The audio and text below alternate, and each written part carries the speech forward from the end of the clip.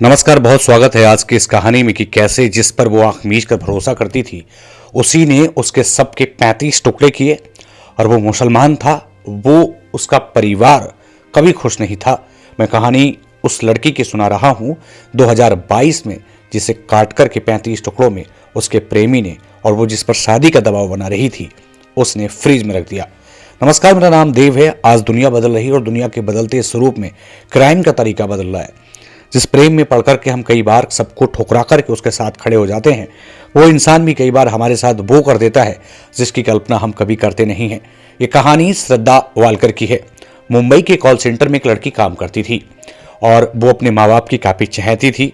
विकास Walker उसके पिता थे, जो मुंबई के पालघर में रहते थे। कुछ चीज़ें मैं आज आपको इसलिए बता रहा हूँ कि ये चीज़ें जाननी आपके लिए बेहद ज़रूरी है। मुंबई की कॉल सेंटर में काम करते करते उसकी मुलाकात आफ्ताब पूनावाला से होती है। और आफ्ताब से जब मोहब्बत हो प्यार मोहब्बत की पहले से जो कड़ी थी वो तो नहीं जुड़ी हुई थी, लेकिन जिस तरीके से आफ्ताब और ये श्रद्धा पास में आए, ये कहानी 2019 की है। आफ्ताब और श्रद्धा की मुलाकात हुई और मुलाकात के बाद जो हुआ वो आप जरूर सुनिएगा। आखिरकार उस बहसी दरिंदे के चक्कर में श्रद्धा फंस कैसे गई, ये थोड़ा समझने की कोशिश आप इस पूरी वीडियो में करेंगे। वैसे आपसे गुजारिश कर रहा हूं, अगर आपको वीडियो पसंद आए तो लाइक जरूर कर लें, पहले चैनल सब्सक्राइब कर लें, क्योंकि आगे की चीज़ें मैं आपको तब सुनाऊंगा तो और बेहतर लगेंगी। 2019 में मुंबई के कॉल सेंटर में काम करने वाली श्रद्धा की मुलाकात आफ्ताब से होती है, जो एक फूड ब्लॉगर था। इंस्टाग्राम पर अच्छे खासे फॉलोवर थे और कैसे तरीके से उस लड़की को इसने अपने जाल में फंसा लिया। अब श्रद्धा के सर पर, जो श्रद्धा वालकर थी, आफ्ताब की मोहब्बत का भूत सवार हो जाता है। और जब किसी से हमें इश्क हो जाता है, मोहब्बत हो जाती है, फिर रिश्ता हमारा जुड़ जाता है, तो सोशल मीडिया के इस दौर में वो चीज़ें हमें बहुत अच्छी लगने लगती हैं। और इतनी अच्छी लगने लगती हैं कि उसके सामने घर, परिवार, माँ बाप सब कुछ व्यर्थ नजर आता है। तो श्रद्धा के सर पर भी आफ्ताब का जो मोहब्बत का भूत था वो सर चढ़कर बोल रहा था। इतना सर चढ़ करके बोल रहा था कि वो लड़की पूरी तरीके से उसके प्यार में पागल, अंधी और बेवकूफ हो चुकी थी।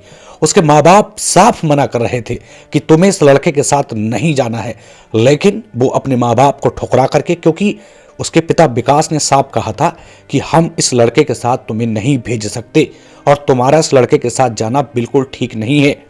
लेकिन श्रद्धा वालकर नहीं मानी।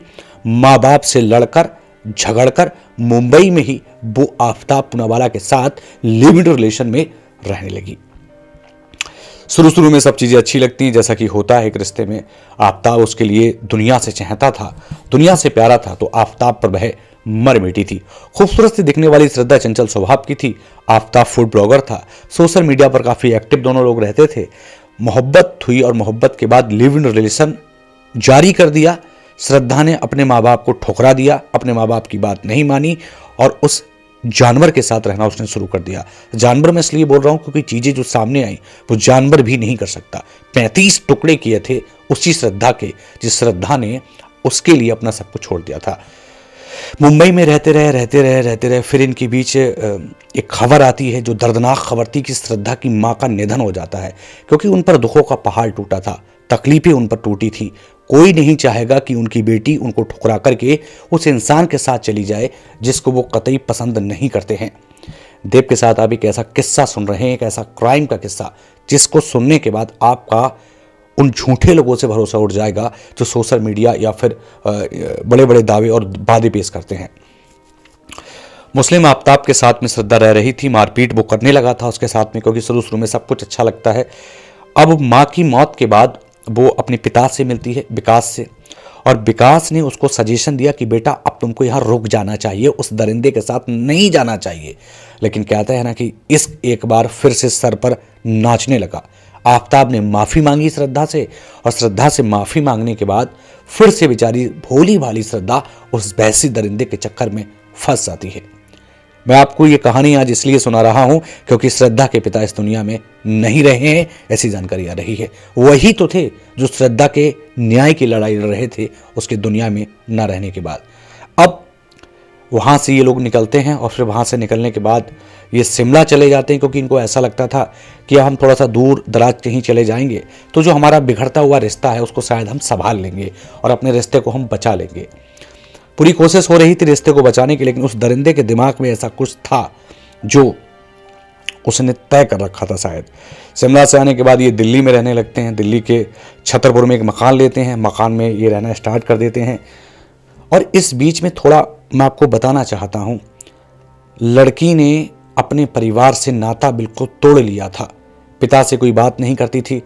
पिता ने भले ही उसे डांट दिया था, डपट दिया था, क्योंकि वो नहीं चाहते थे इस आफ्ताब के साथ में श्रद्धा रहे, लेकिन वो उसके सोशल मीडिया अकाउंट्स पर उसके दोस्तों से बातचीत करते रहते थे और श्रद्धा के बारे में जानकारी लेते रहते थे कि श्रद्धा हमारी बेटी कैसी है, क्योंकि एक पिता का दिल था और पिता का दिल अक्सर उस बिटिया के लिए धड़कता था जो उस मुस्लिम आफ्ताब के साथ चली गई थी, जिसको उसके पिता कतई स्वीकार नहीं करते थे। दिल्ली में रहने स्टार्ट कर देते हैं। अब श्रद्धा से उसके पिता की बिल्कुल बातचीत नहीं हो रही है। दोस्तों से 2-1 से श्रद्धा की बातचीत होती थी, उन्हीं से उसके पिता जानकारी ले लेते थे। अब काफ़ी दिनों से श्रद्धा का फ़ोन नहीं लगा था, श्रद्धा से कोई बातचीत नहीं हो रही थी। 18 मई 2022 को श्रद्धा को गला दबा करके उसका प्रेमी आफ्ताब मौत के घाट उतार देता है। और सिर्फ मौत के घाट नहीं उतारता है, मौत के घाट उतारने के बाद वो उसके 35 टुकड़े बाथरूम में ले जा करके करता है। और 35 टुकड़े करने के बाद वो उन टुकड़ों को एक फ्रीज़र ख़रीदता है, फ्रीज़र में रख देता है। और इसी बीच जो उसके पिता हैं वो काफ़ी परेशान थे, क्योंकि श्रद्धा से बातचीत नहीं हो पा रही थी। लेकिन सातिर, जो चालाक था, जो दरिंदा था आफ्ताब, वो यहीं नहीं रुकता है। वो लगातार सोशल मीडिया पर इस तरीके से पेश आ रहा था, इस तरीके से अपने आप को दिखा रहा था कि जैसे श्रद्धा उसके साथ रह रही थी और श्रद्धा को कोई दिक्कत नहीं है, कोई परेशानी नहीं है। कहने का मतलब ये था कि वो पूरी तरीके से जनता और उसके मिलने वाले लोगों की नज़रों में धूल झोंकने का काम कर रहा था। अब पिता को चिंता ज़्यादा हो गई तो किसी ने जानकारी जुटाई और उसके पिता को बताया। उसके जो दोस्त थे, इनमें लक्ष्मण नाम का कोई लड़का था शायद, कि श्रद्धा का जो नंबर है वो बिल्कुल नहीं लग रहा है। अब मुंबई पुलिस में उसके पिता शिकायत करते हैं तो इसके बाद फिर जो अंतिम लोकेशन थी उसकी वो दिल्ली में मिलती है। केस दिल्ली ट्रांसफ़र हो जाता है। दिल्ली की पुलिस इसमें तत्काल कार्रवाई करती है और जो सोशल मीडिया अकाउंट्स आफ्ताब के थे उनकी लगातार पुलिस निगरानी करती है। उसी के माध्यम से आफ्ताब पकड़ा जाता है। और आफ्ताब जब पकड़ा जाता है तो कुछ और ऐसे खुलासे होंगे इस वीडियो में जिनको सुनने के बाद आपके रोंगटे खड़े हो जाएंगे। आफ्ताब ने श्रद्धा को मारा क्यों? श्रद्धा और आफ्ताब एक दूसरे पर शक करते थे और आफ्ताब तो गलत था ही, उसका लड़कियों के साथ रिलेशन था। रिलेशन की बात मैं इसलिए कह रहा हूँ कि श्रद्धा की मौत के 20 दिन बाद ही वो एक दूसरी नई गर्लफ्रेंड को लेकर के कमरे पर आया था, और जबकि श्रद्धा की बॉडी के टुकड़े उसके घर में रखे हुए थे। डेटिंग ऐप उसने इंस्टॉल कर लिया था। मतलब कहने का मतलब ये है कि वो पूरी तरीके से वैसी और दरिंदा हो चुका था। और श्रद्धा के टुकड़ों को वह लगातार महरौली के जंगलों में रात के वक्त फेंकता था। इतना गिर गया था वो इंसान कि वो उसने सारी हदें पार कर दी थी जो एक इंसान प्यार में तो कतई किसी से उम्मीद नहीं रखता। शक, लड़ाई झगड़ा और एक दरिंदे के चक्कर में फंसी श्रद्धा बालकर की निर्मम हत्या के बाद अब पिता ही थे जो उसके हक की लड़ाई लड़ना चाहते थे। आज खबर आई है कि श्रद्धा बालकर के पिता इस दुनिया में अब नहीं रहे हैं।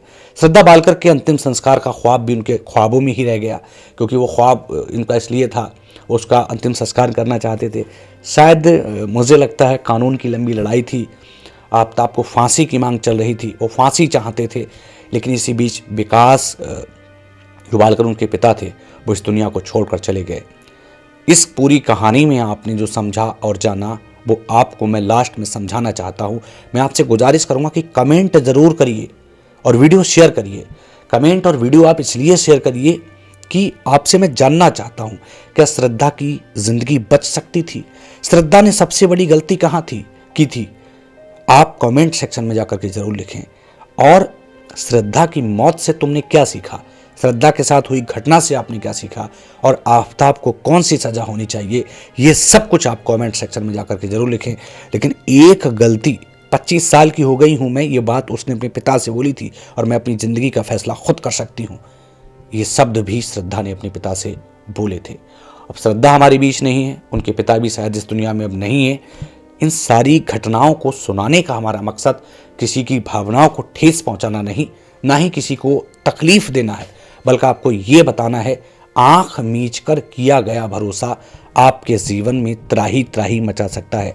खासकर सोशल मीडिया के इस दौर में देव के साथ आप बने रहे ऐसे ही खास विशेष जानकारियों के लिए। अब ये देखने वाली बात होगी कि श्रद्धा के हक की लड़ाई कौन लड़ेगा, श्रद्धा को न्याय कैसे मिलेगा, उसके पिता इस दुनिया में नहीं है। उनकी बहुत बड़ी इच्छा थी श्रद्धा को न्याय मिलना चाहिए और न्याय के साथ साथ जो आफताब दरिंदा है उसे फांसी होनी चाहिए और कड़ी सजा मिलनी चाहिए। फिलहाल आज के लिए सिर्फ इतना ही। फिर मिलेंगे नई वीडियो के साथ, तब तक के लिए नमस्कार।